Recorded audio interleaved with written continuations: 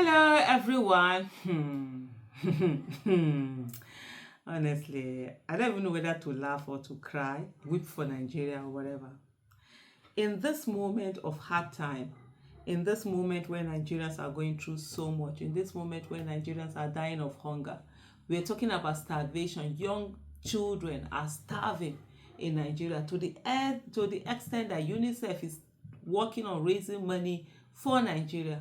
We have 21 billion naira that was spent on the residence of the illegitimate vice president that we have. And so it's the vice presidential residence, it's what they spent 21 billion naira on.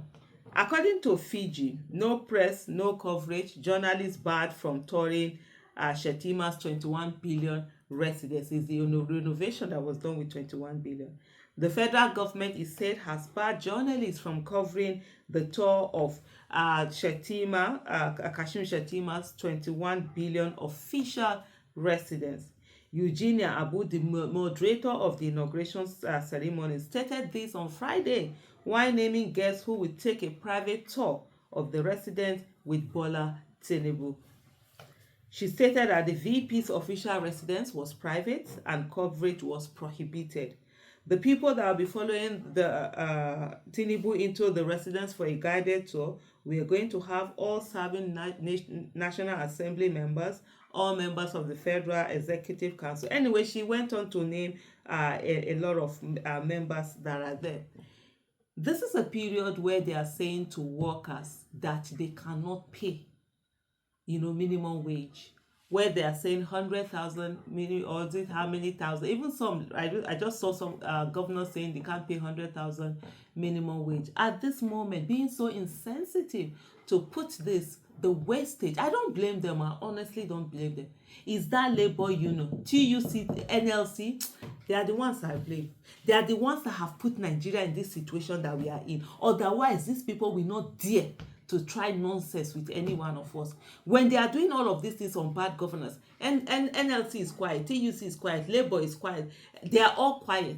Labour Union is quiet. That's why they keep doing what they're doing. How they don't understand that this wastage is part of governance that is affecting everyone. If they are wasting this money on this nonsense things that they are doing, how are they going to pay workers? They won't have money to pay workers now because they are busy. They've used all of that money to do things that they're not going to do.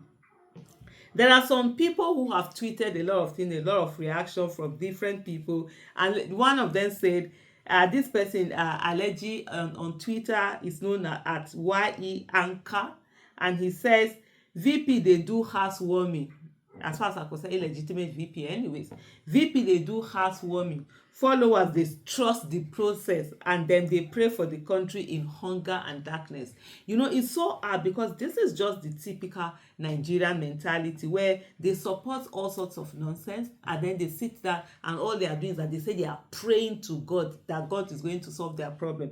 How God will solve the problem that He has given them the capacity for them to solve by themselves, I'm still waiting to see. Beyond that, also, okay, let me go to Professor Chidi Odinkalu and what he said. Professor Chidi Odinkalu said, today at Nigerian Gov, that's the official handle of the Nigerian government, opened the residence of the VP, upgraded with 21 billion naira. There was nothing wrong with it, he said. The question isn't whether or not the Nigerian government can afford minimum wage. It's what they choose to prioritize. It is not the people whose vote they don't need to get into power. And that last statement is so deep, that it is not the people whose vote they don't need to get into power. So because they believe that they don't need our votes to get into power, they don't care.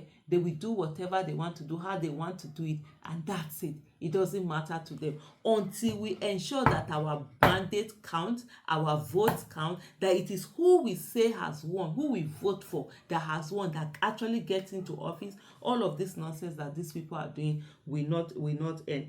Then there's this powerful comparison that I saw that this particular person made. He said VP's official residence was built at the cost of 21 billion, right?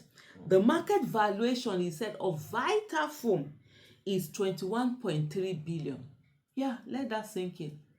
They wasted 21 billion just to build rest. They are building that of VP, Jordan Barras. They are going to waste billions on it. They are doing appeal court building, a lot of things that they did. I think it's 32 billion for National Assembly. Imagine all of these billions wasted. How many companies would that be?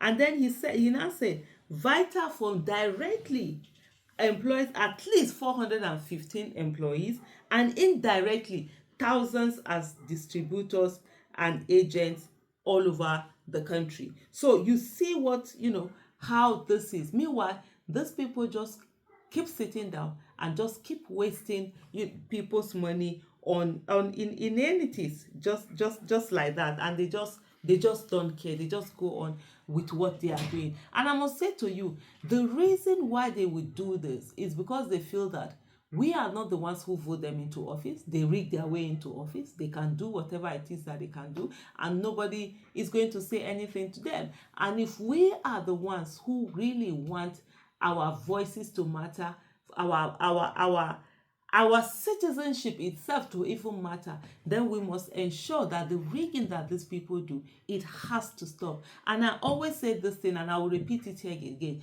Political participation is a must for every one of us until we have a critical number of competent people that we know we can trust them, we can turn our back, and they will do the best for our country. That's what happens in countries that are developed, in countries where there is good governance. There are a few people who are there who are ensuring that the best thing for the nation is being done. And so for us here, we must ensure that we are all participating in that politics and ensuring that the best thing is being done. Until we are able to get a critical number of people that we do that, then every one of us, it becomes now mandatory on us to also, participate in those politics.